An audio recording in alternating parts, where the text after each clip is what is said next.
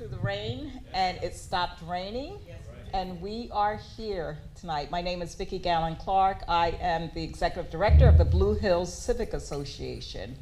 And so true to our mission to ensure that our community is safe and that we have a vibrant community, we are here tonight to talk about a very vital topic that impacts all of us as Blue Hills residents.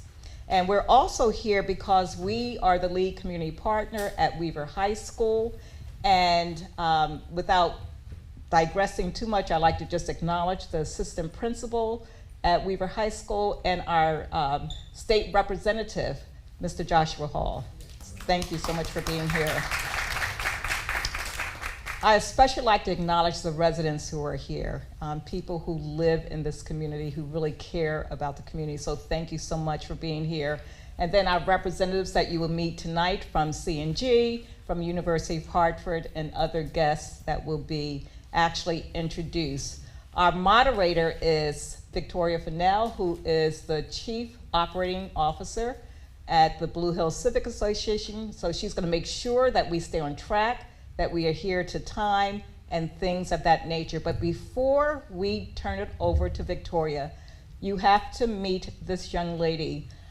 This is Beverly Hines, who is the president of the PTO at Weaver. And so we, as the lead community partner, we support the PTO at Weaver. And it's because of her persistence that we are here. So, Ms. Hines. Thank you, Ms. Vicki. Good afternoon, everyone. Okay, as you heard, I'm Ms. Beverly Hines, the PTO president at the Weaver High School. So we're here this afternoon because last year when I had learned of this project, we had requested a community meeting to inform us of, the ins and outs of this project, the pros and cons, and how it will benefit us as a community at Weaver and as a community at large. Now, somewhere along the line, the communication got disconnected. 2 months back, we met again at the Zoning and Planning Commission meeting, and the topic came up again. And I had brought it to light that we still didn't have the meeting yet. Now, as a representative of the parent body, the parents at Weaver High School has no information at all about this project. The staff, the faculty, very limited. We only hear of it by ear, but we cannot speak of it in depth to say, okay, this is what the project entails. So then at the Planning and Zoning Commission meeting, I requested again that this meeting be had, and the commission did say, go ahead. They actually had, put the decision on pause and asked that CNG, along with University of Hartford, reach out to the community and have this very critical meeting. Because as parents, we want to know what's happening, especially where your child spends 8 hours a day, 5 days a week. Every parent in here would like to know that their children's environment are safe. Am I right? Right. And this goes further than just our environment. It's about our health and everything that it comes with. So I want to say thank you for really respecting the Commission's request to come this evening and meet with us.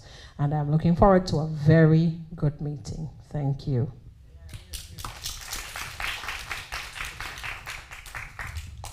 Okay. Hello, I'm Victoria Fennell. As Vicki said, I'm the other Vicki, Vicki 1 and Vicki 2, we always say. Chief Operating Officer for Blue Hills Civic Association, and I just want to extend a thank you to you all for showing up and doing this presentation. A big thank you to Beverly for her persistence, and to all the viewers out here that are watching this live, and of course our representatives from Weaver. My job tonight is just going to be to obviously listen, but also to make sure that you all stay on time. So I'm the bad guy. So you're going to see my hand go up. We have a run of show that we're going to kind of adhere to, but we're going to give you enough time, and then afterwards there'll be a Q&A, and I think there's a rebuttal and a rebuttal too. So without much further ado, the floor is yours. Thank you. Thank you. And thank you all for coming. Appreciate it. I'm just going to go into some quick introductions, and then we have probably maybe a 10 or 15 minute PowerPoint. I think we wanted to reserve most of the time for Q&A and get everyone's questions answered. My name is Mike Bray. I'm the Senior Manager of Gas Sales for CNG. The presenters are going to be Chris Dupree from the University of Hartford. Tony Sherman is the Commercial Account Manager for Connecticut Natural Gas.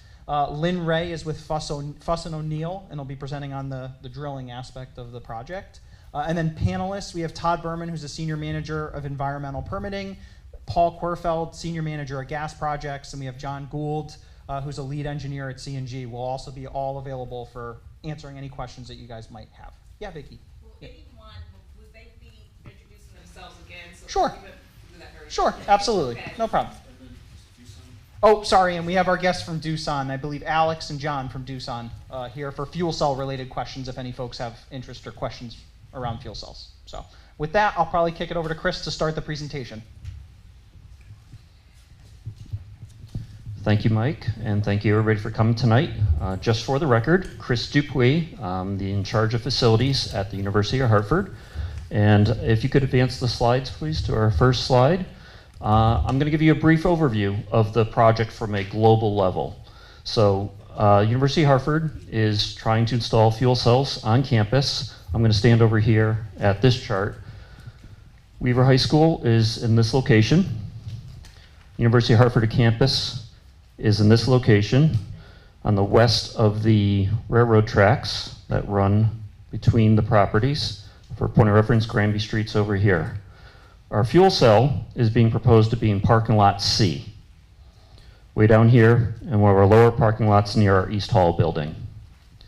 CNG is proposing to extend gas to serve the fuel cell from an existing gas main that ends in about this area in the Weaver parking lot, run it approximately up to 200 feet to the railroad tracks, across the railroad tracks, and then across the university property down to the fuel cell site.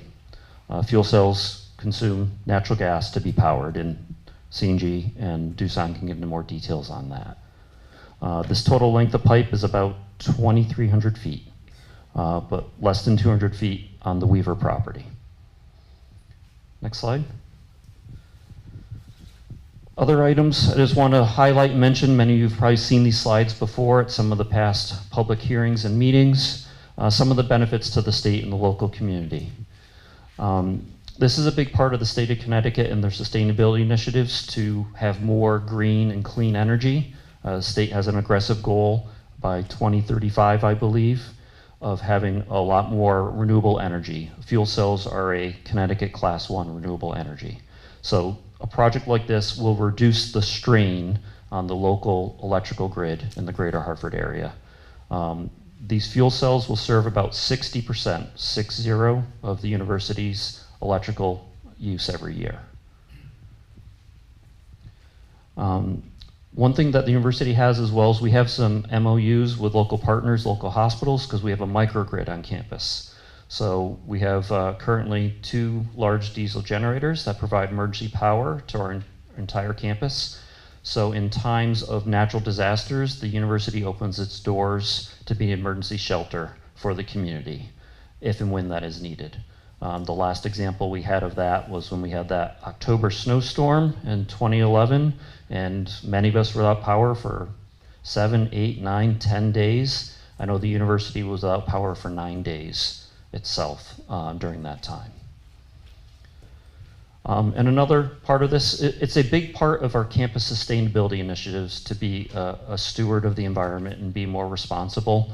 Having fuel cells on campus greatly reduces our carbon footprint, our air emissions, and long term, we could tie these into our microgrid system for emergency power to phase out the use of our diesel generators that currently power up our microgrid system. So those are some of the highlights of the general benefits to the community. And with that, I'm going to turn it back over to CNG or Fuss and O'Neill for the next slides. Tony? Thanks, Chris. Hello, my name is Tony Sherman. I'm the commercial accountant manager for CNG. University of Hartford is one of my accounts. I just want to talk a little bit about the installation process. For those of you who met on site with us at 5 o'clock, We kind of went over this already, but for the others, for the benefit of the others, we'll go over it again. CNG, as part of the project, will install high-density plastic gas line from the end of the existing service at Weaver High School in the traffic circle where we were in the turnaround to the railroad right-of-way, which is basically the fence adjacent to the property, and then to the fuel cell on the site of the University of Hartford campus. We brought a sample of what the high-density plastic pipe looks like, and for those who were at the site meeting, you felt it, and it's quite robust. The trench where the gas line will be installed is approximately 30 inches deep and only about 2 feet wide. We're not talking about a major sewer project here. It's a relatively small trench. And the pipe diameter, as we discussed, will be 6 inches, as John is running around with that pipe right now to show. CNG will be responsible for trench restoration, which includes loam and seed, as well as any paving to the damage or the intrusion on the traffic circle, and we discussed that as well. And we'll do all our installation will be coordinated with the city. Thank you, John. And that's the pipe. And we install this regularly throughout our entire service territory.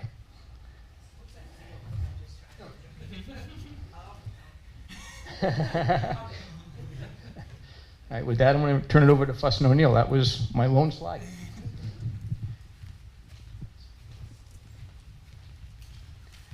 Hi, good evening. My name's Lynn Ray, and I work for Fuss and O'Neill. We were contracted by CNG to support the environmental permitting for the river crossing.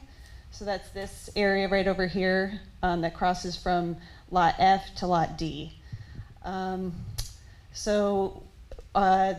For the first slide, this kind of just goes over the process. Crews are going to drill, horizontally drill underneath the Park River 10 feet through a 280 to 300 foot segment. We're not proposing any disturbance to the wetlands or the water course. All of the excavation will be in the paved areas. And in addition to the pipe that you just saw, they will also encase it in a 10-inch HD PE sleeve. In addition, just for the directional drilling segment. And then all the proposed construction and excavation, like I said, is in paved areas, and we're not anticipating or proposing any impact to vegetation. Next slide, please. And so we did, on March 8th, we received approval from the Greater Hartford Flood Commission. We went through an application process. So no material is going to be permanently placed in the floodplain. All existing elevations are going to be maintained. No fill. Areas are going to be completely restored. And we're also going to implement best management practices to control erosion and sediment across the site and any material. And that's it. Hand that back over to Michael. Sure, yeah, why not? So we passed out FAQs. If folks didn't get them, I believe they're over on that table. I don't know, Leslie, if you folks didn't have those. I don't know that I'm going to read through each FAQ one by one. Folks can take a minute to read those. Just wanted to provide those for folks as they were frequently asked. But we're happy to kind of open it up at this point for Q&A. Like I said, it was going to be a brief presentation. Wanted to provide most of the time for folks to ask questions. So I don't know, Vicky, number 2, if you want to go to the next presenter or you want us to answer questions. Oh yeah, go ahead. I do. What about the neighbors? I mean, like, how is this going to impact the Granby Street area? Wait, just 1 minute. We gotta try to get another mic so that we can hear.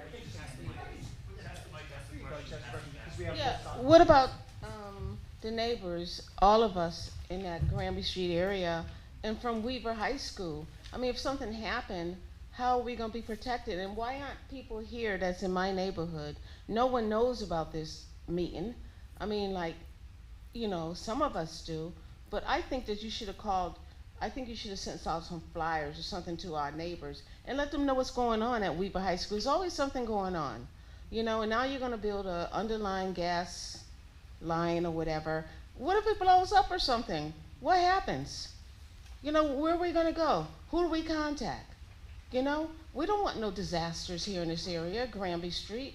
You know, I lived here all my life, and I never had all this. Weaver High School has been through so much. How many changes? You know, it's time that people start telling the neighbors about what's going on. And nobody knows what's going on, you know? And I don't think that's nice of you guys to do that. You know, I think that everybody, you should have sent out some literature to all of us and let us know what was happening. You know, because some of us don't even understand. I don't understand no gas line underneath this and that. I don't get it. You know what I'm saying? I understand the gas line, CNG and everything, but you know, people need to hear what you're saying, you know, so that they can understand. That's okay, babe. So they can understand what's happening, because we all live in that area. If a disaster happened, who do we call? You know, what do we do? Where are we at? You know? And I think you should have did a better job as far as letting the community know. Outreach. That's what we're hearing, outreach, community outreach. Yes, because all my neighbors, none of my neighbors know about this meeting, you know? So, I mean, like, it might be good, it might be bad, but we all need to express ourselves and give our opinion as far as how we feel about this. You know, they're always doing something to Weaver, you know? Thank you, I'm sorry. That's okay. I'm going to give this to Todd. I'm going to try and address some of those points. Thank you. So I'm Todd Berman, the Senior Manager for Environmental Permitting at Avangrid Networks. And it's sort of two parts to the question, right? One is the more global question of outreach. Address that second. The first one is when we think about risk, right? So right now, the Weaver High School, which is an important ref shelter for the community, is supplied by natural gas, right? So the infrastructure to supply that really important community resource has been there 50, 80 years, but you know, very much upgraded. So for example, the generator at the school requires natural gas. So if there was to be a prolonged power outage, you know, that would be a community refuge essentially powered by natural gas. So I think from a safety perspective, you know, this is the newest technology being applied to a system that has supported this community for quite a long time. Now, to the second question about outreach, that is a understandable, it's an appropriate question. You know, I think there are regulatory processes that you know, we're here for one of those, right? The Wetlands Commission has asked us to have this meeting, and we're doing it. And there have been various other regulatory processes that have required other you know, interactions with the community. You know, it's a complex question about where, you know, how much is needed, and it's different all the time, and there's no simple answer to that, right? Is that we work in the most regulated business there is, right? And so we do our community outreach sort of like we're doing it right now, right? Because we have a permitting authority has asked us, and we've done it. So that's how I would address that. I just have a quick question for you. I'm going to shuttle this to just so the folks on the... I'm just thinking out loud here. I'm just thinking out loud here. Isn't this, you have a CNG, I would assume, has a public relations department. And so having worked in marketing and PR, that's usually part of the function of that department. So I'm wondering, what does CNG have internally where they do, you know, not so much maybe leaving it to you all, but maybe to that particular department to do that. So, I mean, people hear gas and, you know, let's be honest. You hear explosion, you see the news, it's very frightening. People are you can't even live in the area where these things happen afterwards. And I think that's what people are really concerned about. And I think maybe if there's an explanation about, you know, I mean, what you all are doing is great, but I think the CNG's PR department probably should be doing a little bit more in that particular area.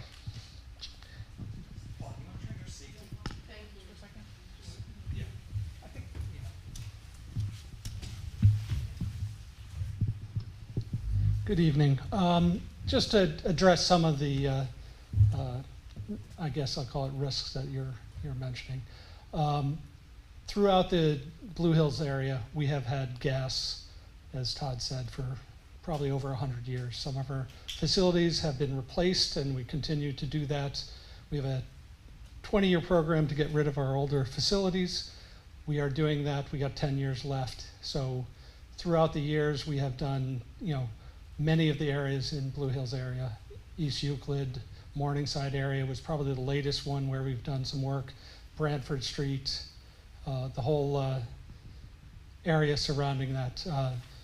Some of the things I discussed as part of this installation for the 2,300 feet would be this polyethylene plastic pipe is heat fused.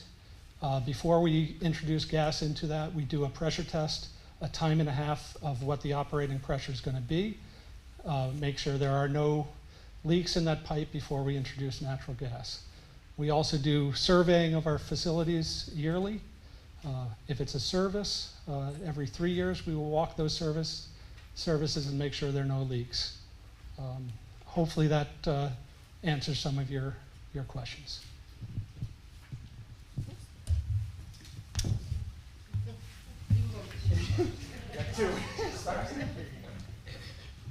Thank you. My name is Cynthia Jennings, and I'm an environmental attorney, and I was on city council many years ago, and this issue was discussed then. And one of the things that came up was there were 300 gas pipeline leaks in, I don't know whether it was Connecticut or whether it was in Hartford, but I know that the issue of gas line leaks was discussed, and I was chair of the Environment Committee, and at that point, that whole project died many years ago. So I was wondering, number one, how it got resurrected, and number two, what are the benefits and what are the risks? And what is the outreach? Talk about casting, replacement, leak surveys.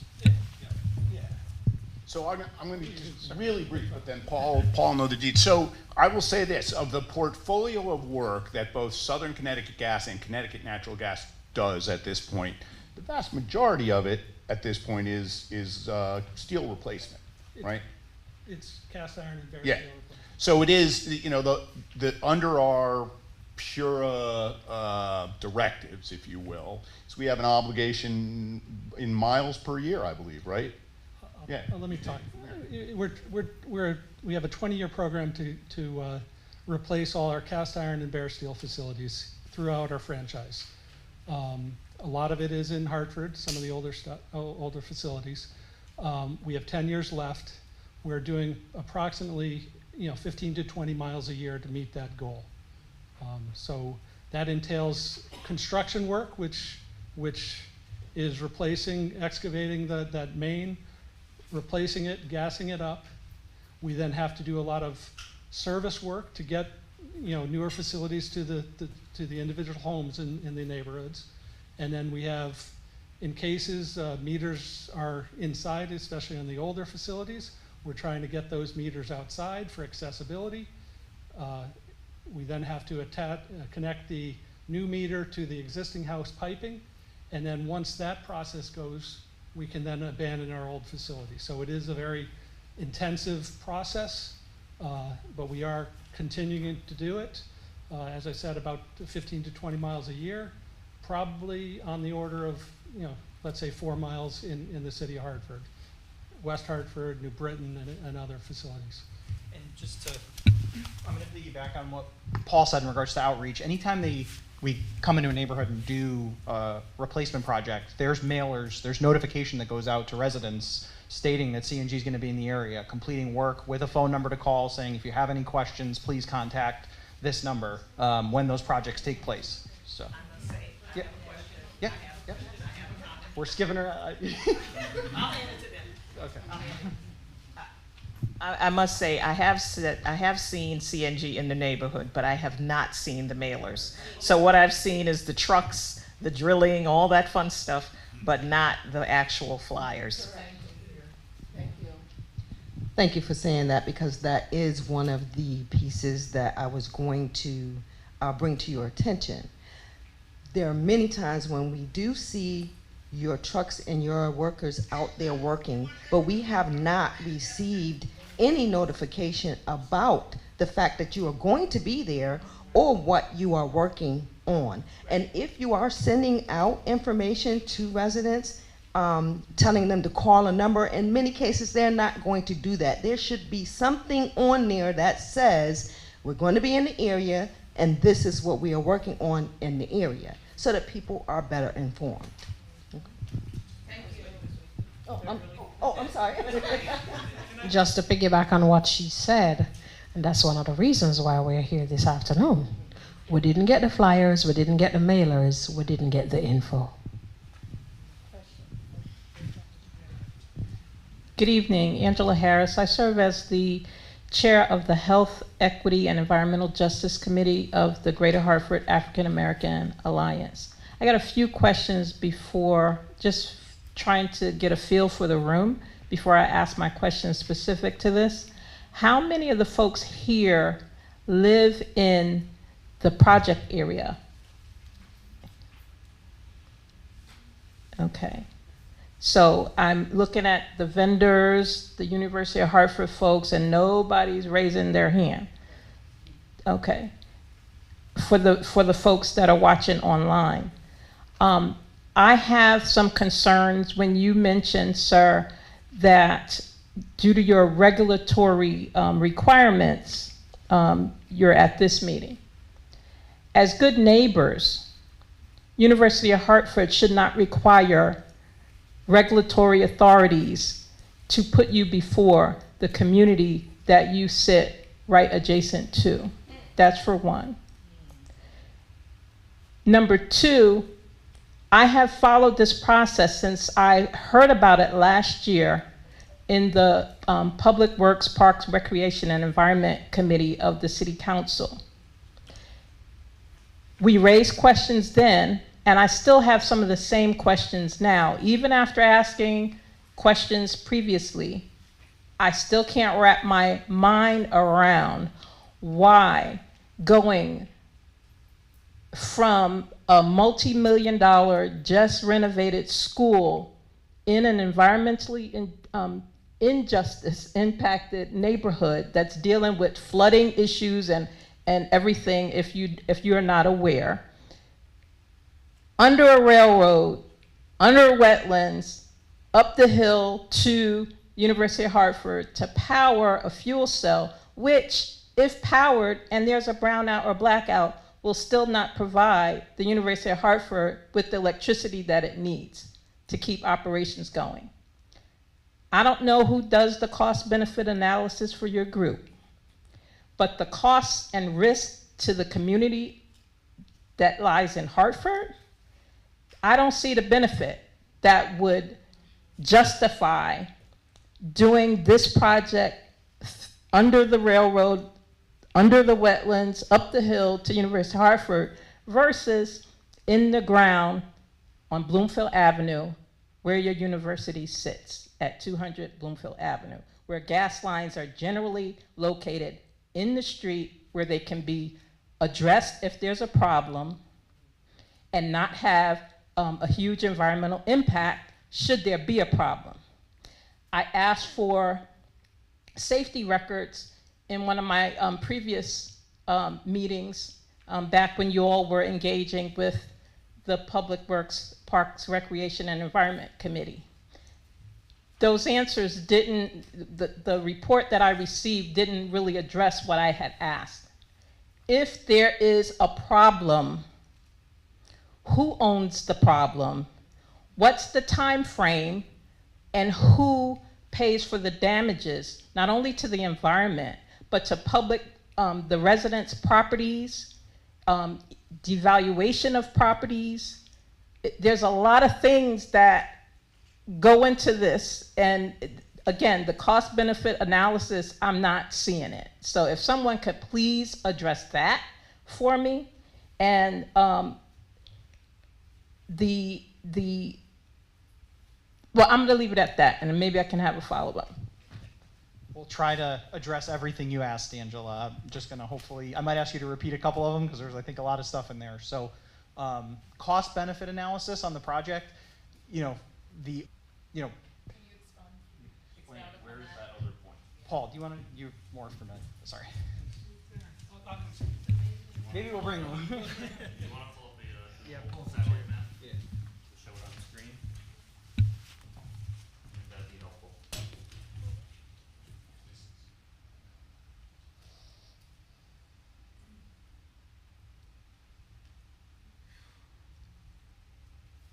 Just give us a minute. We're going to try to get an overall satellite image so you can see. Oh, I lost the,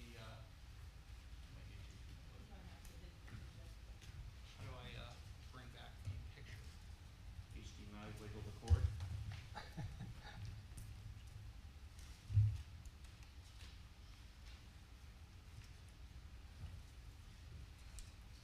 Thank you.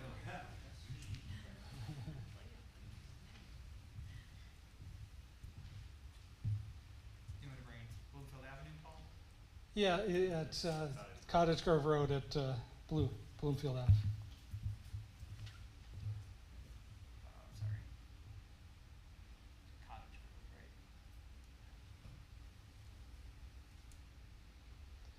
Cottage Grove Road in Bloomfield? Bloomfield, yeah.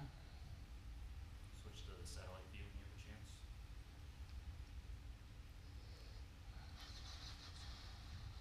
Where am I going here? I'm trying to figure out where, yeah, you're close.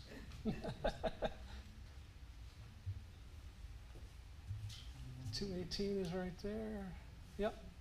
So you can go head north. Oh. Am I going up? No, you're good. I was just trying to show everything. Cottage Grove Road at Bloomfield Ave is right there. That would be where we could pick up pipe. I believe it's over 12,000 feet to get to the campus. And it's on state roads. Oh, I'm sorry. You want me to repeat? Yes. We will start, our other alternative was to go at Cottage Grove at Bloomfield Ave. About just over 12,000 feet of pipe on a state road. We would then have to go through the campus as well, which I believe was another 1,600 feet, or give or take. And that's the excavation cost to do that made the project cost prohibitive. Sorry, excuse me. And just to your point of why the project takes place, like CNG, if a customer requests gas service, we cost out the option for a customer to be able to take gas service. So the University of Hartford made the request for gas service. So CNG, through Paul's group, went ahead and evaluated the scope of the project. That's how that analysis kind of comes to be. It's per customer request. We don't proactively go put new gas pipe in without an end user on the other side of it, essentially. And in regards to like ownership over the pipe, if there were a leak or a safety concern, CNG owns all the gas pipe up to the gas meter itself. Anything behind the gas meter would be the end user or the customer's responsibility. So in regards to leak surveys and whatnot, Paul's can speak to a little bit of that. Our response time, I think we're in the 99 percentile of any leaks. We respond within 30 minutes of class 1 leaks. Class 2 leaks, I believe, are within 45 minutes. And we're very proud of that safety record. I don't know if you have anything. Yeah. We also have a 24/7 dispatch. Any leak response, we have crews, customer service vehicles to make sure we don't have an issue. Did you have I know I got multiple questions, but I'll give you Oh, I had Angela. Can I give Angela just a rebuttal and then I'll give it to you? Or? Okay. Yeah. Okay. All right. Here, Angela, and then I want to talk. So with this being a unpopulated area, like the back of the school, after school lets out, no one's back there to smell a leak, right? Right? Okay. So I still didn't hear the cost-benefit analysis. You said it was prohibitive. Work with me on understanding, one, as many institutions are divesting from fossil fuels, why the University of Hartford would be increasing its use of, gasoline. There are other alternatives. And as fuel cells go, if you go through all of this expense and risk to the community and are still left in the dark in a brownout or blackout, are there other options that perhaps the fuel cell company could have presented that would at least have all that effort leave you with power? There's got to be some kind of an upgraded situation where you would at least have power and be a safe haven for, you know, God forbid, your neighbors who might also be in a blackout situation. Thank you, Angela. I wanted to clarify that university will still have power because we have a microgrid system that operates when we have loss of power, whether it be from the fuel cell or from the utility company from Eversource that serves our substation. Our goal is, and fuel cells are recognized as a green renewable energy in the state of Connecticut. It's a class 1 energy, renewable energy, just like solar panels are. So we still have power. We still will be an emergency fallout shelter if the fuel cell goes off.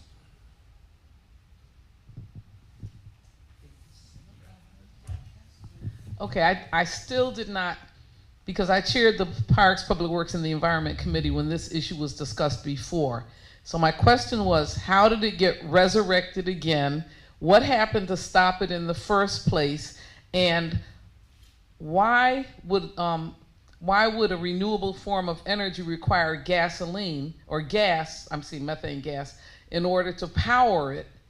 And certainly, why would we want to put a gas pipeline underneath a railroad track that currently, or was in the past, transporting nuclear waste, okay, and other things that God knows what they transport right behind Weaver High School?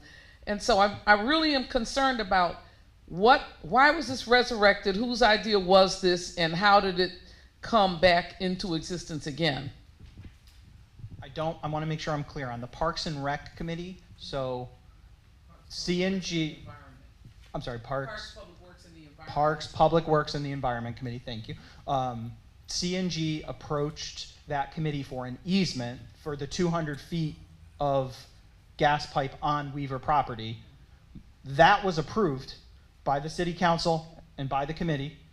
This meeting and what CNG has requested is from the Inland Wetland Committee for the river crossing. So there's multiple segments to this project. I want to make sure the purpose for this outreach is specific to the proposed river crossing. In regards to crossing the railroad, Paul, do you want to just speak to railroad crossing? So you said you do have the easement already? The easement for the portion of pipe on Weaver property for 200 feet has been approved.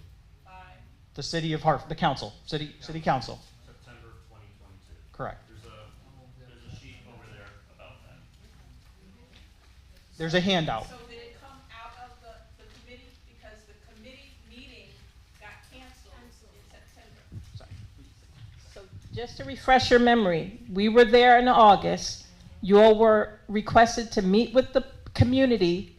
That meeting was supposed to happen prior to the September meeting, which didn't happen.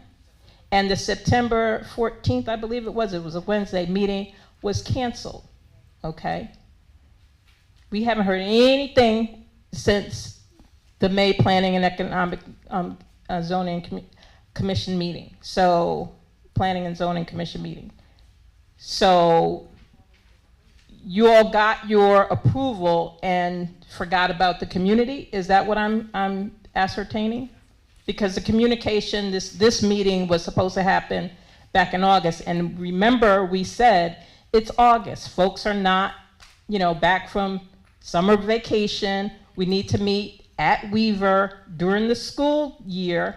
And now it's June. The school year is over and people are what? Headed back out for a summer vacation. So it just is really a mystery to me why, and even how the city council got that out of committee without letting the community know that they discharged it from the committee when you all didn't adhere to what that committee asked you to do. I have a problem with that. I don't know that we're in a position to speak about the city council's actions. they granted the approval. That's all I can speak to on that. I wish I had more, could provide more of an answer for you, but we received the approval, so that's all I can say in that regard. And I know you had another question that I forgot regarding that. I know you were talking about the Parks and Rec approval, and then you had another question. I think it was on the railroad? Well, my other question was how and who resurrected this particular process, particularly when the council was voting and the community was not aware. So I'm just wondering how this happened. Was this a backroom kind of deal? I mean, who knew that this vote was taking place? Because I live 3 blocks from there, and I have not heard a thing. I don't know that I can, again, I don't know that I can answer that. I wish I could. So, again, the project never. No, but I think you answered it actually.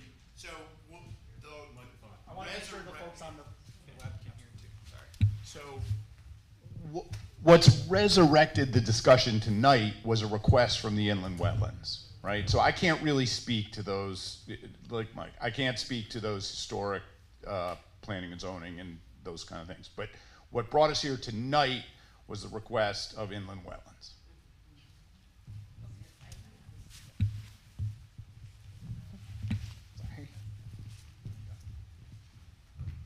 As it relates to inland wetlands, which is a subset of the Planning and Zoning Commission, we were there at the May 23rd meeting requesting this meeting. Question as it relates to experience. Where else have you done this type of work under railroads, through wetlands, from schools? Is there another location in the state of Connecticut that we could go see that, oh yes, this has been operating for 10 years, no problem? Like, is there a place that we can go and see that this same type of situation has occurred elsewhere? I'm going to give it to Paul. And yes, there are several instances of railroad crossings, river crossings. I'll let Todd and Paul speak to. We are under railroad tracks often, I shouldn't say often, but 20, 30 within our territories. I'm sure there's more.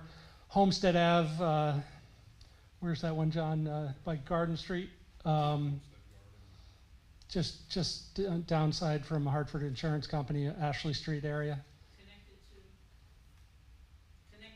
The pipe is connected to our current distribution system. There's also another crossing, Cottage Grove, and it's escaping me what side street, but it's in Bloomfield, not too far from here as well. And there are several other examples. Yeah. Those are just local. I'm trying to give some local ones. I can't think of one where a railroad's near a school. Not off the top of my head, but in our right. So I can't off the top of my head think of one for a school, but I am sure over the whole service territories we have natural gas line. Right now we supply the generator at that school. So and it's the fundamental source of energy at the school. So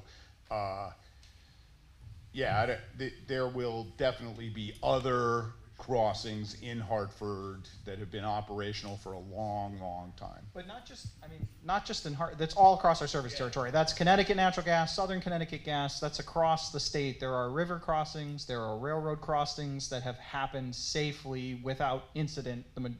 I believe all of them, or the majority of them. So. With the same type of piping? Yep. Yes. And typically for railroad crossings, we will have a steel sleeve, and then we will put the carrier pipe through it, and we have venting on both sides of that in case there is a leak, and we'll know that we have a leak and we need to obviously fix that.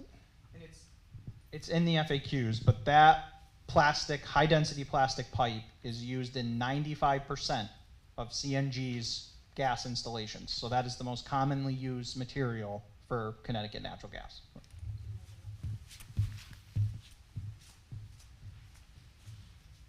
You alluded to the aged infrastructure in Hartford earlier, right? And I do have a question as it relates to the PSI, the pounds per square inch, that the gas will be running through these lines, and what impact that will have on existing infrastructure adjacent to the school, because those, as you mentioned, are some of the oldest gas lines in the area, in the state. Come on over. Come on over, come on, guys. Trying to describe our distribution system, there are different pressure systems in our systems. The one we're talking about here is off the 100-pound system. A lot of it is on Granby Street and the Blue Hills area neighborhood that we're expanding and replacing those facilities. The older pipe that we're trying to get, replace is low pressure, inches water column, approximately a quarter pound per square inch. So those are not tied into this system that we're doing. And the Weaver High School, since early 70s, has been supplied by that same 100-pound system. Does that answer some of your questions? And typical residential equipment requires less than 6 inches water column, like a standard, boiler, stove, water heater, those types of things. So what Paul's saying is this will have no impact to the communities and neighborhoods neighboring this in terms of the pressure that they're going to have for their existing gas service. There will be no negative impacts to that system. And what happens, so for instance, that Branford, East Euclid area where we went 100 pounds for the gas lines, you'll see a small disc before the meter, and that regulates the pressure from that 100-pound to inches water column for the appliances.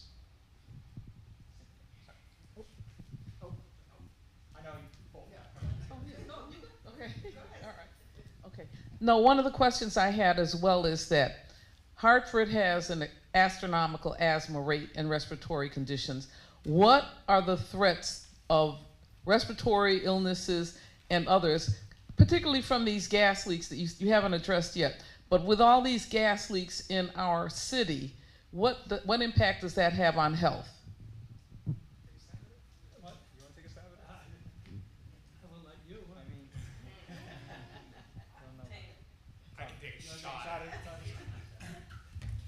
So it's a very fair question.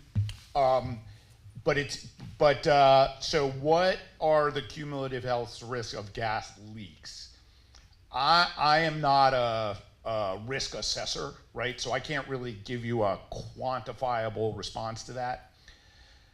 I would say kind of generally that asthma risk is tied to particulate. It's tied, but the more we can reduce burning of fossil fuels, the health risk picture sort of improves for everybody. And that, I think that's on the upside for the fuel cell.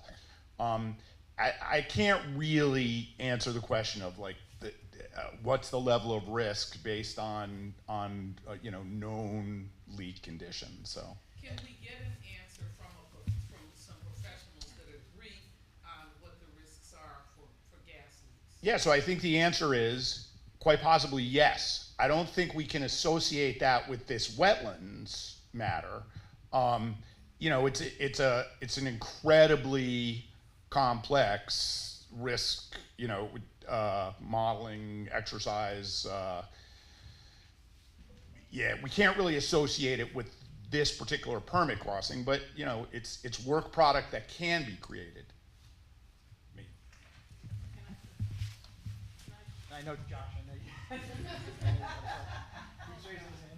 I would like to just offer up some statistics regarding health equity and some of the impact of negative environmental conditions like, gas, like landfills, like, sewage in the water, those type things. There is documented, and you can look up on policy maps, a 15 to 20 year life expectancy gap between households in Hartford versus households 3 miles away in West Hartford. So when you say it's cost prohibitive to run the gas line in Bloomfield Avenue under the ground where gas lines normally go, and you want to attach it to a school, under a railroad, under wetlands, up the hill to University of Hartford, these are the types of decisions that drive those statistics over the course of time. Don't believe me, look it up. 15 to 20 years difference. And we have for several years now been just trying to get a simple grocery store in our neighborhood. And we can't get that, but you're gonna do something incredibly, potentially harmful if something goes wrong. That could have devastating impacts. In terms of environmental justice, I'm not seeing the cost and the benefit to the community in Hartford, the neighborhoods around Hartford, the faculty and administrators and the students that attend Weaver High School every day. That's a potential risk every day. You just never know. Disasters, natural and otherwise, happen all the time. And I just don't see it. I'm sorry. I'm going to address part of what you said. The project is for the direct benefit of the University of Hartford. I want to be very clear. You know, the request was made for the university to serve their fuel cell. That's what CNG is proposing to do, is to serve the University of Hartford fuel cell. I don't want to conflate that we're trying to sell something else. I just want to be very upfront and forthright about that. John. Oh, sorry. I'm sorry. She's been waiting too. She's been waiting. All right. The thing that keeps coming back to me is the benefit to the University of Hartford, but not necessarily what the benefit to the Hartford residents and those people in that area are.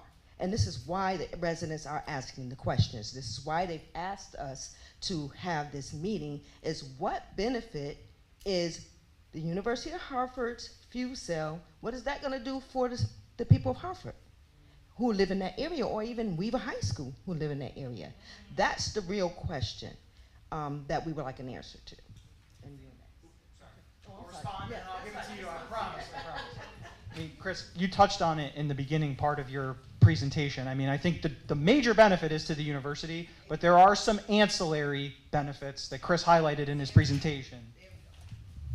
Yeah, there are ancillary benefits to the greater Hartford area. There's no doubt the direct benefit is to the University of Hartford campus. I will say that the city of Hartford does have 2 fuel cells that I'm aware of that directly benefit city properties. There is one that's been installed for 7 or 8 years, I believe, at their public safety complex, the police headquarters. It's also a facility by the same manufacturer that the university is using, Hyaxium, a Doosan company. The second one is part of a microgrid that the city did down the Parkville section, where they worked with, I believe Bloom was the fuel cell manufacturer on that. And they have a small microgrid that provides emergency power during power outages to the C-Town grocery store, to the gas station, and to the public library, all at the intersection of New Park and Park Street. So certainly the city and the residents could ask the city to do a fuel cell at Weaver to directly benefit Weaver High School. Now, the university also has a consultant, an energy consultant we use. They're named Bridge Energy Services. They are also an energy consultant for the city of Hartford, the same exact consultant. And at one of the past meetings, one of Bridge Energy's principals, Mike Sassy, had indicated that Weaver High School would be a good candidate for a fuel cell. So certainly, you could receive some of the same direct benefits and also extend some benefits to the grid in the greater state and city neighborhood if you encouraged your leaders to try and install a fuel cell to serve Weaver High School. I think there's educational opportunity as well. Yeah, I'm just going to add on that and I'll hand it over. I think there's educational opportunity too for the community, you know, for the Weaver High students to learn more about fuel cells. I know, you know, Doosan, the university are very willing and open to have those discussions and use it as a learning platform for students. So again, there are some ancillary benefits, but the direct benefit is definitely for the university, not trying to beat around the bush on that.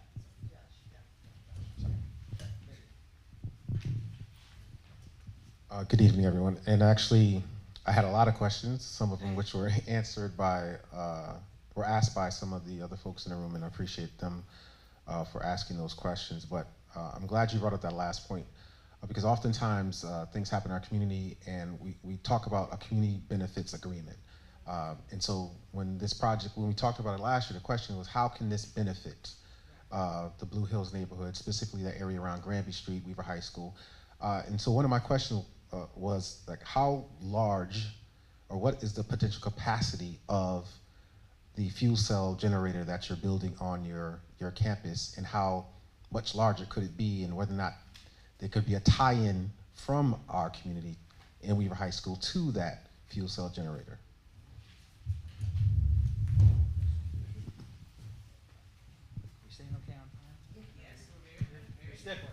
Okay. Thank you, Josh, for the question. So the size of the fuel cells, and I don't want to make people's eyes gloss over, is 1.84 megawatts, and I'm not quoting the Back to the Future line. Okay, so the fuel cells as sized serve 60% of our annual electricity use at the University of Hartford campus. So it's a lot of energy. I don't believe, it's my understanding from Pura and Eversource, we would not be able to extend direct power from our substation, our electrical meter campus, over to Weaver High School. We cannot do a direct connection like that. It's not allowed by regulation. This fuel cell is being installed what they call behind the meter. So it ties into electricity behind our meter from Eversource, so that the power gets drawn first by the university community. Any power that is not used by our campus gets put back out to the utility grid generically. So in times where we have lower occupancy on the campus and lower electricity use, maybe a semester break, students are home for a month between the fall semester and the spring semester, we don't use 1.84 megawatts of electricity. We use about 1 megawatt during our low periods of consumption. That extra 0.84 megawatts gets put back on the utility grid and for general public consumption. That's how it works. That's part of the reason I was recommending that if you're interested in getting the direct benefits that a fuel cell can offer, please talk to your city leaders, talk to Bridge Energy Services, do a study, and try and get one to serve Weaver High School. I gotta give it back to him. I'll give it to you, I promise. Thank you for that answer. The other question I had is and this goes to some of the other questions that folks have in terms of the current infrastructure that exists on the Weaver campus. And I'm not sure if anybody here can answer that question relative to when the renovation happened, whether or not the gas line that's there, was that newly installed when that renovation took place, or are we tying into a 30-year-old line? And so that's one of my questions.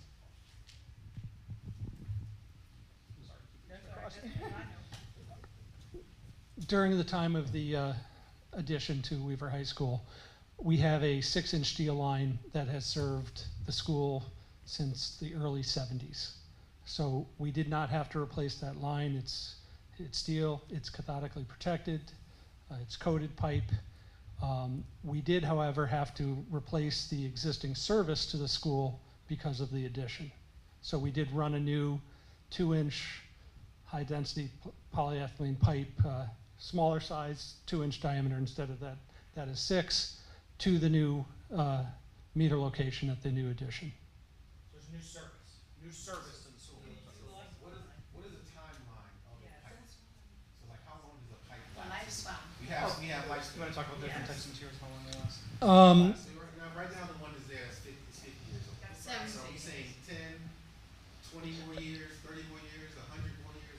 On the existing steel pipe, I would say, and again, we will make sure it doesn't leak. If it starts leaking, we will replace because of those issues.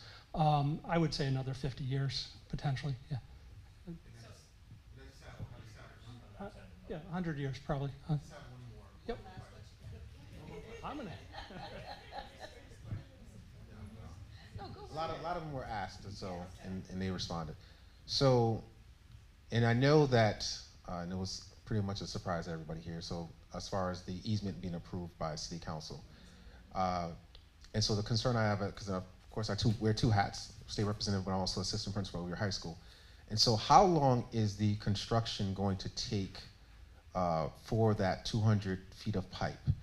Because that's a critical piece for us, because once again, it's on our traffic circle. And I'm hoping that's not taking place during school operations where we would be impacted. Good question. We certainly are trying to get this done while school is out, first and foremost. If for some reason the timeline, is delayed, we will work and try to do that on a Saturday outside of the typical school hours.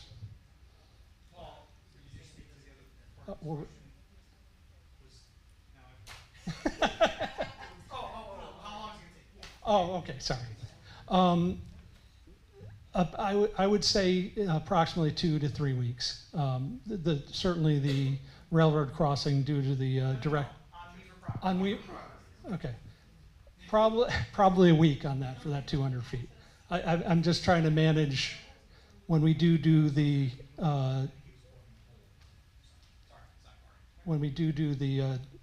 pipe under the railroad tracks. We will have to have an excavation on both sides of those tracks to get that directionally bored. So there is some time to do that as well. Right. Physically in the parking lot area, within a week. And just one last question, and this is actually related to the wetlands. How far under the wetlands is the pipe going to be laid? That's just a question, because we found out this is just about wetlands today.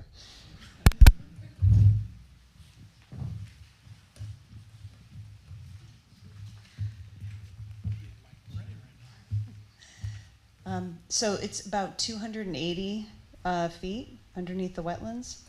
They're going to directional drill from the parking lot.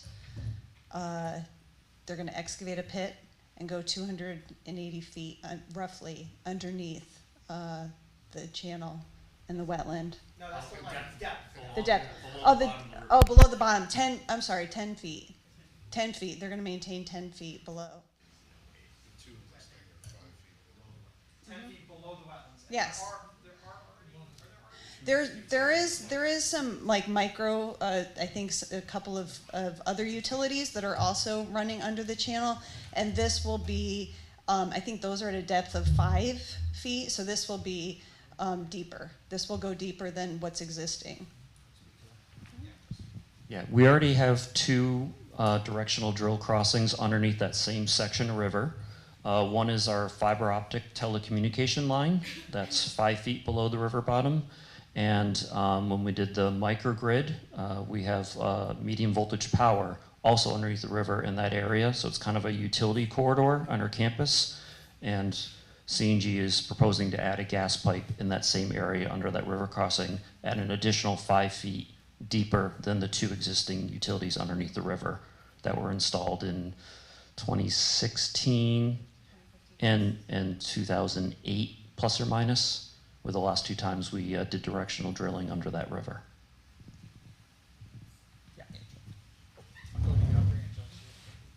I don't know if you can put the map back so that you can see where the end, the fuel cell will be. If you could just slide it back a little bit. I have a question. There's another school right up the street, University High of Engineering. Do they have a similar 6-inch wide pipeline, and what, because that seems to me that would be actually closer to the final destination point. So is there a reason why you're not attaching it there, if they have one? Because that's fairly new as well. I know generally that's probably about 10, 15 years old. I believe it's a service, and I think it's 1.25 or 2 inch going to that magnet school. And at a lower pressure that would not suffice for the fuel cell. You all never shared the cost-benefit analysis numbers. What's the difference between running it on Bloomfield Avenue and running it under the railroad through the wetlands up to the campus? What numbers are we talking about? It's very significant. I believe the cost. C&D can get you the exact numbers. We Yeah. did share that. Y'all didn't bring those numbers to this meeting? No, I'm happy to share those. Happy to share them, but it was millions of dollars to serve. July meeting presentation for Parks and Rec Environment.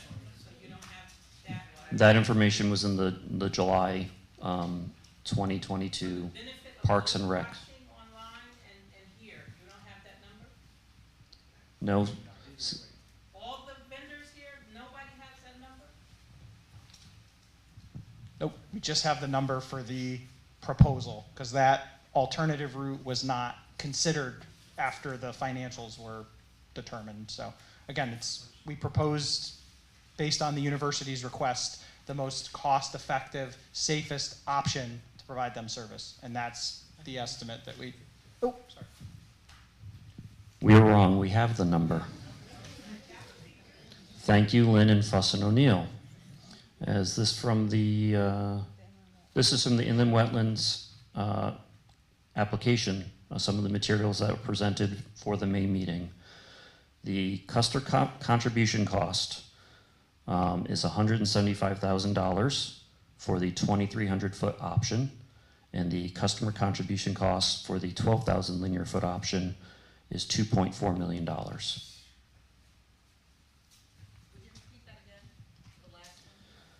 $2.4 million for the 12,000 linear foot option to extend the gas from Cottage Grove Road all the way down to the site versus .175 or $175,000 to extend it from the Weaver parking lot. And that was customer?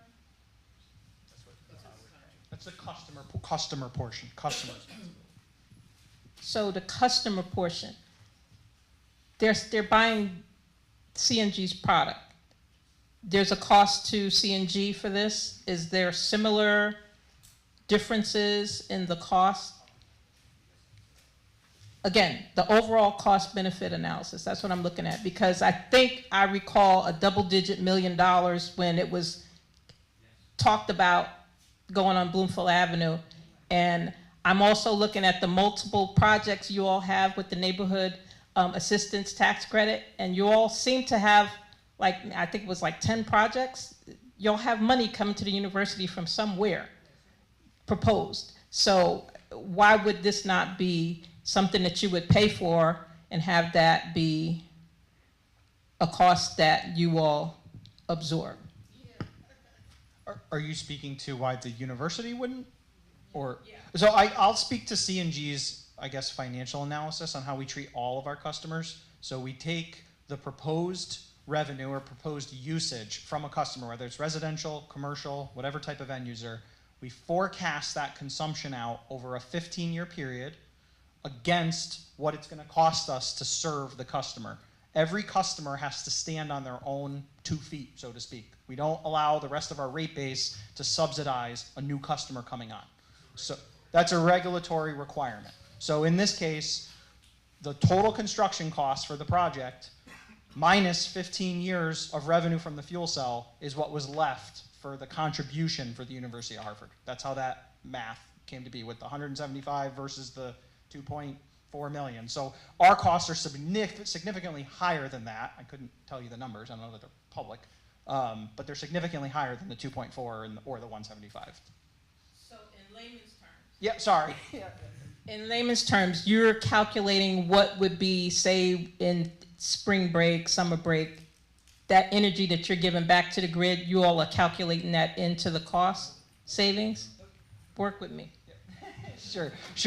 The calculation is solely to provide gas service to the University of Hartford. So we're only calculating based off of what the university has shared they're going to use. We take all of that usage, we put it into a model against what it's going to cost our company to do the work. Anything that they don't use and sell back to the grid is completely separate. It's completely between the university and Eversource. Hopefully that helps clarify a little bit. So I had similar questions, and I asked C&G to explain it to me so I could understand it, so I could share it. So this is my understanding. I don't have the total cost numbers. I have order of magnitude. We will confirm the total cost. So for the shorter pipe route, say it costs C&G, I think it's an order of magnitude of $2 million total cost to install that 2,300 feet of pipe. Over 15 years, they plan to recover for the gas ratepayers, for everybody that pays for natural gas. Let me do the math, $1.825 million, all but $175,000 will be recovered through the gas bill that gets paid every month over 15 years. So that difference by the University of Hartford, okay, that gets paid by the University of Hartford. That's how they are regulated. So if we go to the longer pipe install, I think that was about $12 million total construction cost. So that means the university would be paying $9.6 million over 15 years versus the upfront customer contribution of $2.4 million. Does that help clarify how I understand C&G's formula? So $7 million. $9.5 million difference. So the CNG costs, as Chris shared, $12 million for the longer route, approximately $2 and change million for the shorter route. So CNG's costs, which aren't necessarily, I mean, I don't know that they're of relevance because it's the university's costs that really, at the end of the day, they're going to be responsible for whatever the costs are. So their responsibility is 175 or 2.4 essentially. Upfront, correct. And then the rest of it is paid off over 15 years. Through the revenue we generate through their bills that they pay for. Again, the intent is that we cannot have our existing rate base pay for new customers. So they're solely responsible for paying for that connection fee, so to speak. Hopefully that, yeah. Okay. Thank you. I have another question. Number one, electromagnetic fields. Are there any electromagnetic fields or radio frequency associated with this project at all? Give our friends at Doosan a chance to answer. No. Okay. My other question is, would this be an underground facility across the board in Bloomfield and in Hartford? Okay, so the amount of money to build it would be essentially the same, just more per foot, because they're all underground. Okay, and number three, what is the impact on the wetlands, and how are you going to replace the wetlands that you destroy, if any?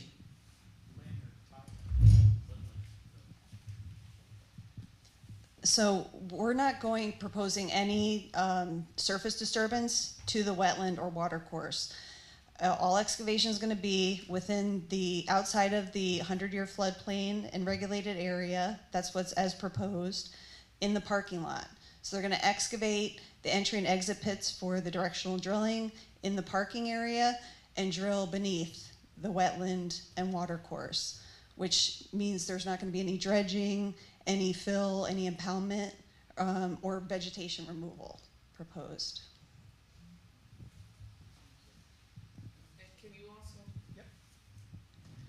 Can you comment on the event of a gas leak? In the event of a gas leak, then what happens to the wetlands? What happens to the environment? I think Lynn said we will be putting a 10-inch polyethylene sleeve as part of that directional bore underneath the river. If there's sleeve, it's another plastic pipe that doesn't carry gas, but will protect if there's a leak under that river.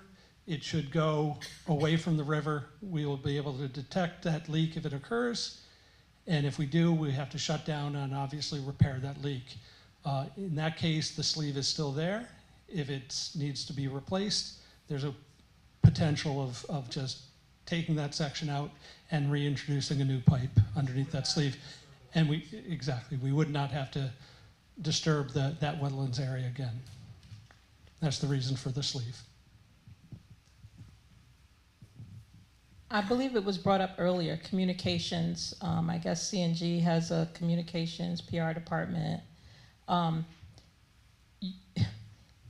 It seems that minimal communication was done by CNG, not University of Hartford, not Blue Hills Civic, but by CNG on this process. And this is up front.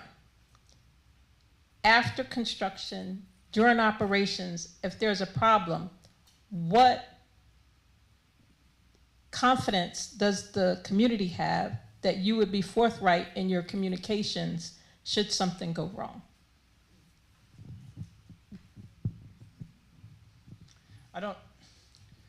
Again, I think if you look at the location of the pipe, I think that may have been part of the, I guess, lack of communication. We can always be better, right? We're always going to try to be better in terms of communicating with all of our customers. We can always do better, whether it's direct mail, social media, email, whatever it might be.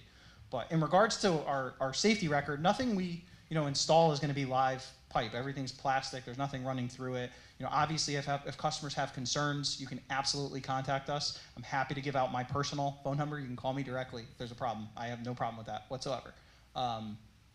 Again, all I can speak to in terms of outreach, we can continue to improve, period. You know what I mean? If you guys feel that way, then we need to take that feedback and act upon it. And we're happy to do that. And from a university perspective, we heard your team loud and clear at the meetings last summer. And so since then, as a university representative for most of our construction projects, I have personally taken the time to reach out proactively to improve our communication to our neighbors.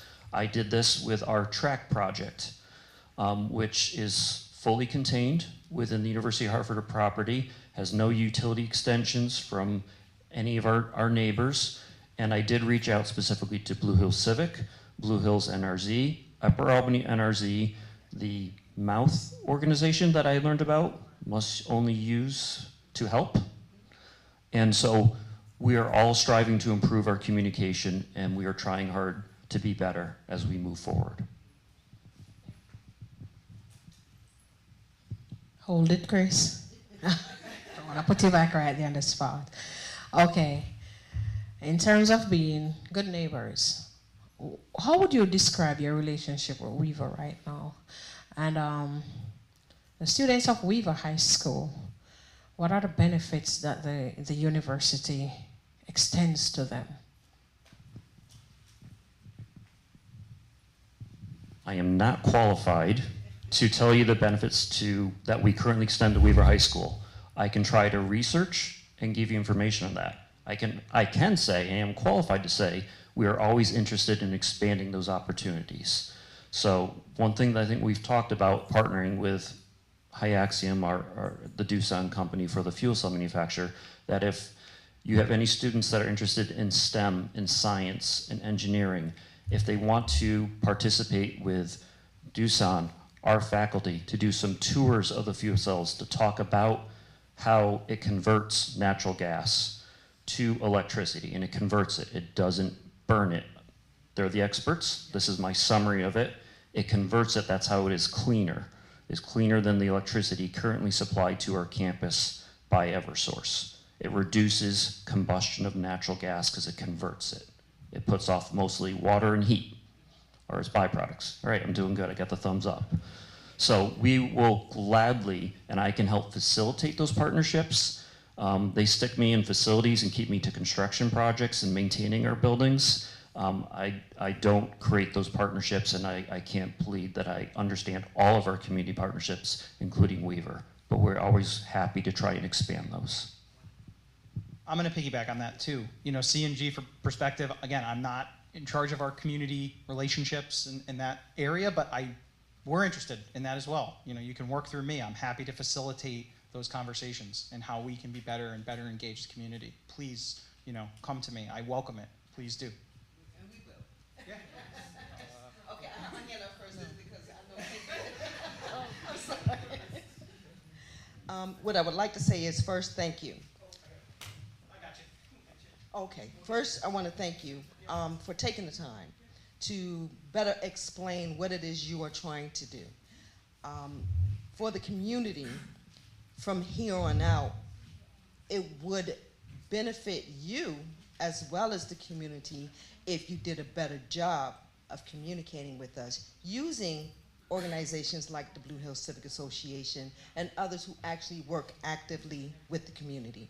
So more of these types of meetings, more explanations for the community would really be beneficial to all of us.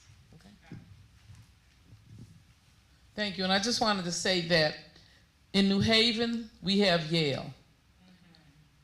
In Hartford, we have University of Hartford. Yale allows New Haven students, many of them, to attend for free.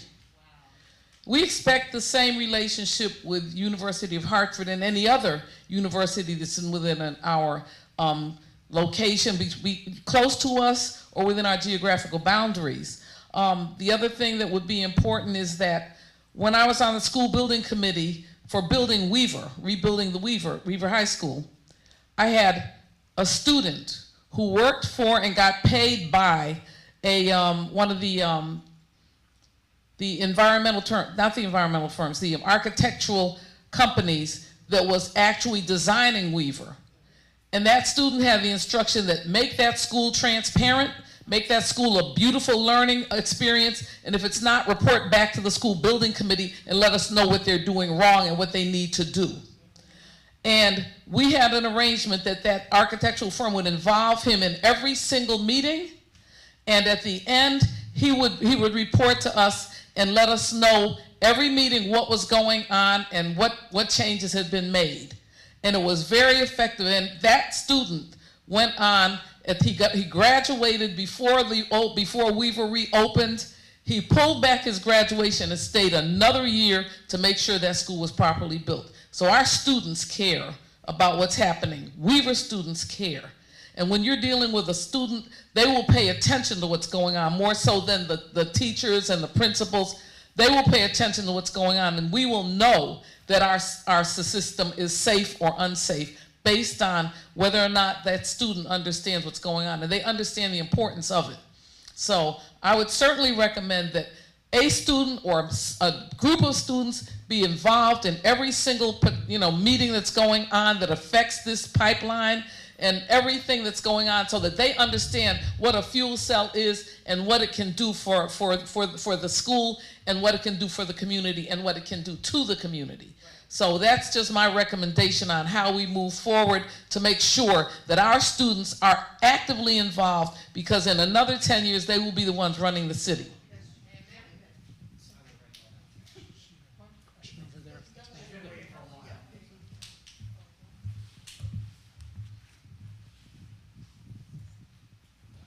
Hello, my name is Rhonda. I'm the liaison for Mouth Block Watch. My question, of the 350 acres that are on the University of Hartford campus, am I understanding it correctly that there's no gas on that campus at all that's being utilized? There is gas on the campus. The fuel cell needs a specific pressure to satisfy the electric needs and capacity. So the current gas lines on the campus is not sufficient enough to meet the needs of the input to the fuel cell.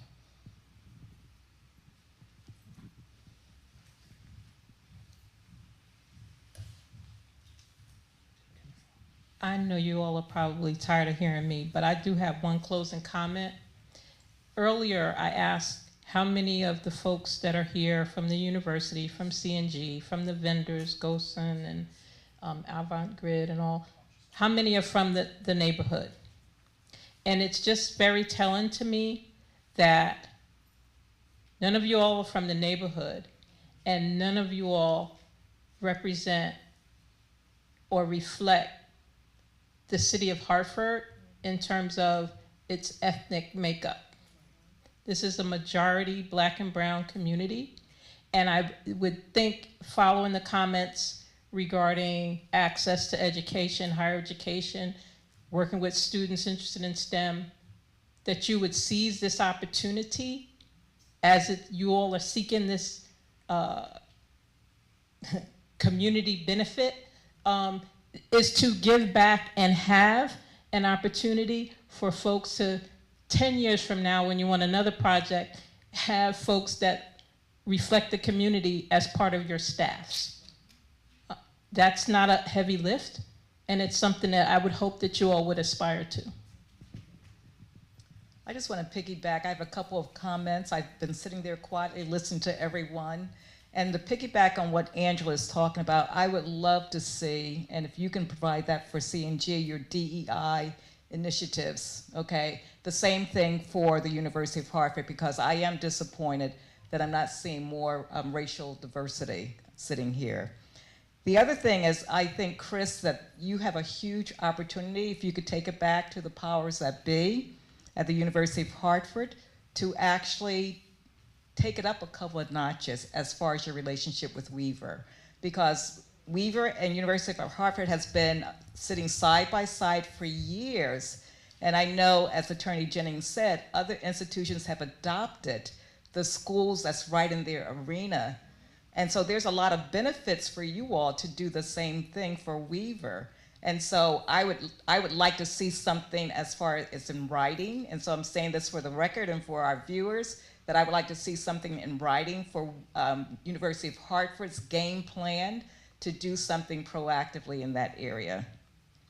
The other question that I have is, because of the lack of diversity that I see a lot of times CNG will come into the neighborhoods, but I don't see anyone who looks like me. So again, what are you going to do? This actually goes through as far as jobs. I see that you use the word specialized, and sometimes that means that, well, we can't find anybody who look like you because it's so specialized. So what is your plan to make sure that residents in our area actually have access to those jobs and actually get those jobs?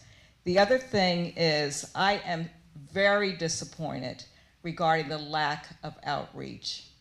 And so therefore, here we're a small community-based organization that we had to expend our time and our dollars to try to make sure that a community meeting happened. And for the record, going back to the Planning and Zoning Committee meeting that we all attended here, you were asked to have this community meeting, and if it hadn't been for our PTO president, this meeting would not have happened.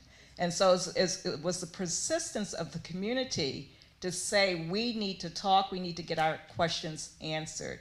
And so, and I'm just gonna go on record, when you meet with the various committees and subcommittees at the city government, that's not representing the community. You need to come into the community and have face-to-face dialogue with us, and I think that was evident tonight. I want to go back to a recommendation that Representative Hall made. I would like to see a community benefit agreement. Anytime we have large initiatives happening in our community, a community benefit agreement needs to be in writing, talking about roles and responsibilities, and then the direct benefit to the community in which this is going to impact. My last question is, I just want to be very clear. I thought I heard the question, or the question answered. Will we as residents incur additional costs from a gas standpoint? Okay, so the answer is no. And I think that's it. So again, I'm looking for some things in writing from the University of Hartford and then from CNG. Thank you. In my closing, I just wanted to say that we're talking about conglomerates here. We're talking about people with money. And the last thing we should do is be expending the resources of a community-based organization that has limited, very limited resources to make copies, to make phone calls, and do whatever has to be done. So I think that part of that community benefits agreement has to include supporting the finances of these small organizations that are right now making sure that you can meet your PURA requirements.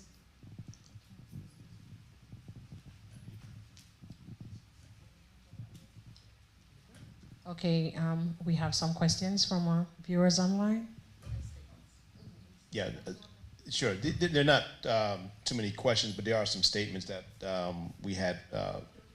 Sure, our brother Kelvin Lovejoy, Blue Hill Civic Association, community organizing. And we had a few folks who are actually online, not only making good statements, but there were a few questions, concerns about, again, the cost effectiveness, and I think we heard some of the answers on that. There were questions regarding the risk to the environment, negative impacts around the ozone layers that came up. Also in terms of any levels of radiation, I think we might have heard something about that also, that was addressed. So just a few things that we wanted to just make sure that folks online were recognized and heard as also.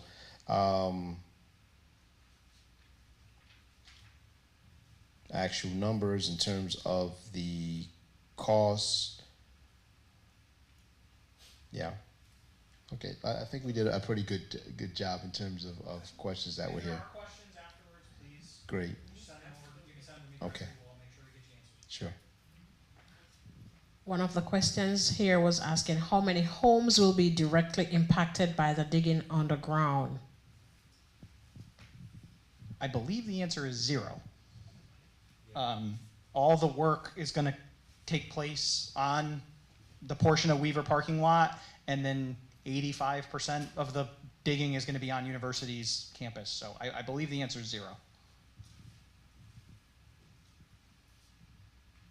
There are other online. Yeah.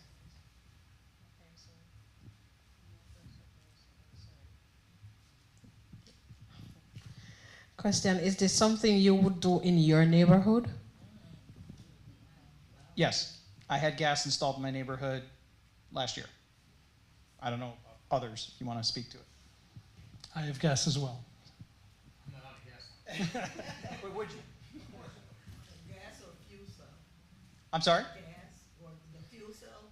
I personally would love a fuel cell. I think it's very challenging for a single residential homeowner to make the economics work for a fuel cell, but I would absolutely encourage the technology for businesses across Connecticut that it makes sense economically and financially. So, okay. Oh, sorry. So what other towns besides Bloomfield and Hartford have? That have fuel cells?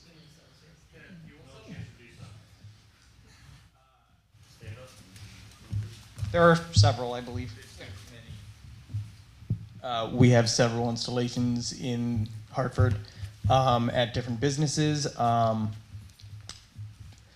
Let's see. So Ansonia has fuel cells.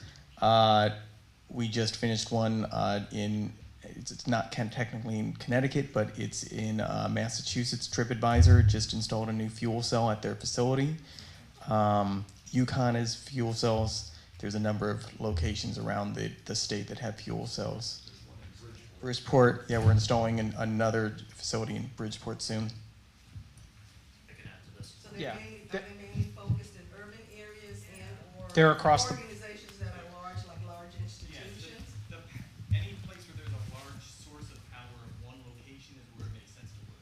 Yeah, I can speak to personal experience. In between my University of Hartford employment, I worked for the state of Connecticut and the CSCU system office. So they serve all the higher ed schools except UConn. So Central, Eastern, Western, Southern Connecticut, all the community colleges. I headed up their fuel cell and solar programs when I worked for CSCU. So there are fuel cells at Eastern, Southern, Central, and Western Connecticut, and I believe right now Manchester Community College is also researching that, and possibly Tunxus. Trinity College, and just so you know too, several Home Depot stores have fuel cells installed. Quite a few, actually, where they're using the fuel cell to power the store. So, you know, they're pretty prevalent. Stores campus has one, and they're looking at 6 more. Yeah, they have on the Depot campus. There's a fuel cell actually across from the old State House, where the used to be the Bank of America building. Now it's apartments. There's a fuel cell behind that building. If you go through, you see it. I think is it you or Fuel Cell Energy? I can't remember. But there's the fuel cell there as well. Yeah. Thank you. This is just one more comment from online. Yes, the benefits have been stated. However, what are the disadvantages to this project? What are the negatives?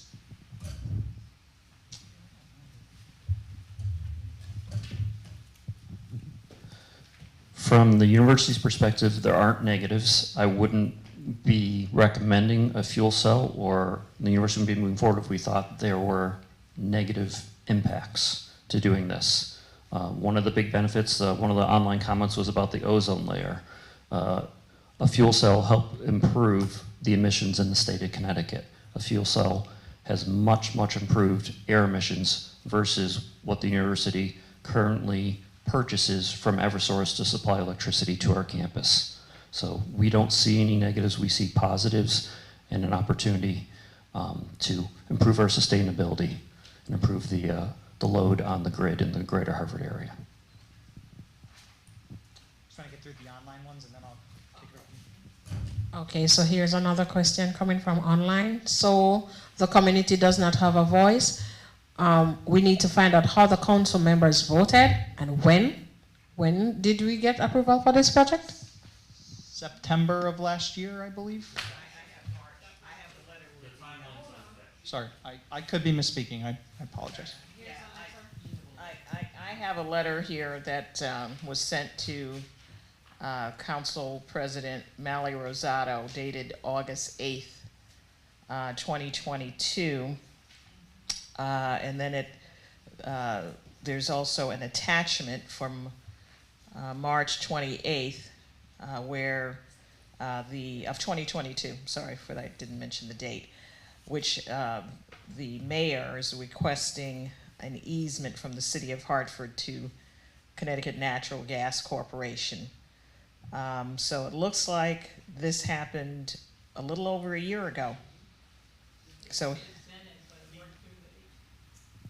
as far as I understand the timelines, the easement for Weaver High School parcel was approved in around about the September of 2022 timeline.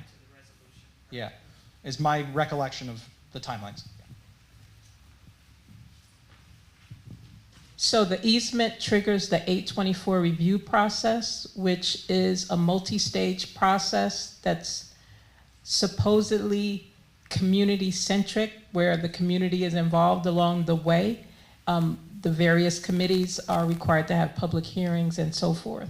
So the original resolution, the request was probably March of 2022, which is really what's baffling, that the community wasn't really even aware of it until August when we started seeing it on the agenda.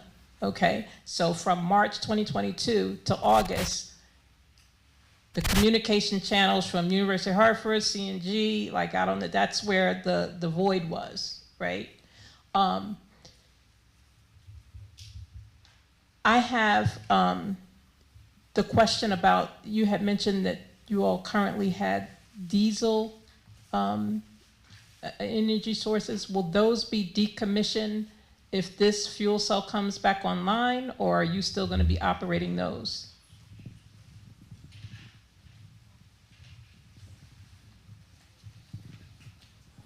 So when the fuel cell comes online, we will still have our diesel generators that run our microgrid. Long-term plan is to tie in the fuel cells and eliminate one or both of the diesel generators. It is not going to happen on day one when the fuel cells come online, but that is the long-term goal.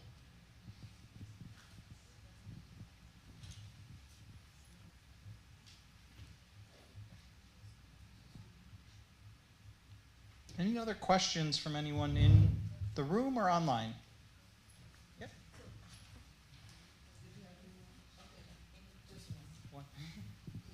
How will we know, and when will we see the written plan for when the diesel generators will be decommissioned, and what the timeline is for them?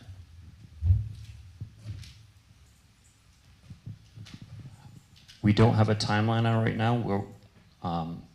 We'll probably let them run for their useful life, but I don't have a timeline for exactly when we're going to do that. We will evaluate that, and when it's appropriate, we will do that conversion, but I don't have an answer to that right now. It's not mapped out and for an exact timeline. What's the timeline? Typically 30 years. And we're about 15 years into that timeline.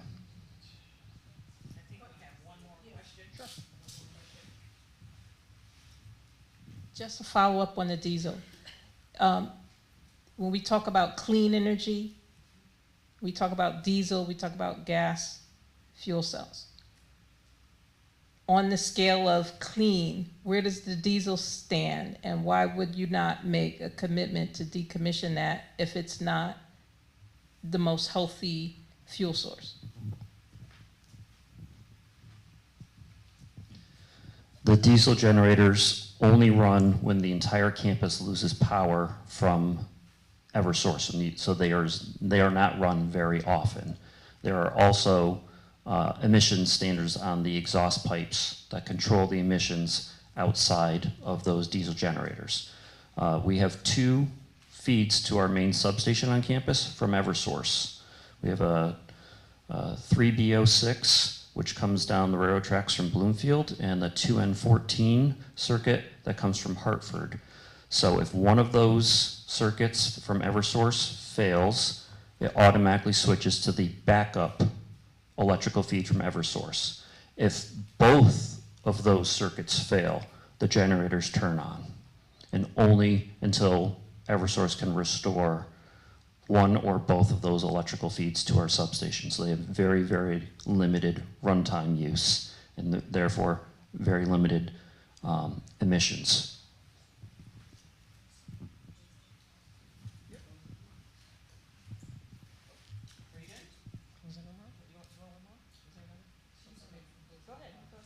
Okay. I want to say thank you very much for everyone who took the time to be here this evening. And I just have a question for the team here. Does any one of you work with anyone who went to Weaver High School? Do you have any Weaver co-workers?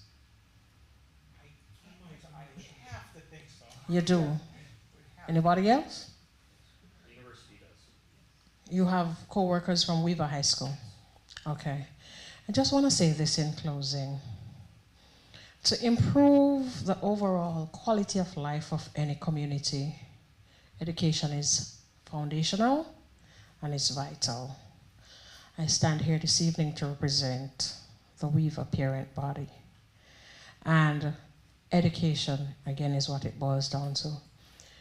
You know, this meeting has kind of left us with a kind of resolve. People still have mixed feelings about how we arrived here, because we felt like somebody was trying to sneak through a back door, and then the door creaked and somebody got alerted. And we woke up and found out that somebody was trying to sneak through. On that note, I want to extend a personal invitation here to everyone who's sitting on this team this evening. The very first PTO meeting that Weaver will have when the new school year opens in September, I would like to invite all of you. This is where I think we can arrive at a result where we can start to fix what needs to be fixed. Can I get an eye from everybody sitting here this evening on the team who will be there? Okay? And I thank you all so very much. This is the beginning of something great. And when I first met the principal of the Weaver High School, I said to her, the change has arrived. No, I want to thank you all for being a part of the change. Thank you very much. Thank you all. Appreciate it. I just want to, on behalf of Blue Hill Civic Association, just thank everyone for coming out. Thanking all of everyone for your presentation. And I'm going to tell you that at Blue Hill Civic Association, we hold everyone accountable. So this is just the beginning, as we said, and we certainly look forward to many, many more dialogues and conversations about this until we get this resolved. So thank you very much. Oh, and our residents, of course. Our residents, I mean, you know, you guys are top of the line here. We can't, they turn out for everything. So thank you very much. And to everyone who was viewing this at home, thank you. Thank you, everybody. Appreciate it. I think that's it. I think we should say thank you. Yeah, big thank you for everyone's participation, your feedback, everything. You know, we had someone take notes. I'm definitely going to follow up with folks here, and I encourage you to do the same. And hopefully everyone has a nice, happy, safe 4th of July. If I don't talk to you, please do. Please reach out. Please reach out. Have a safe evening, everyone.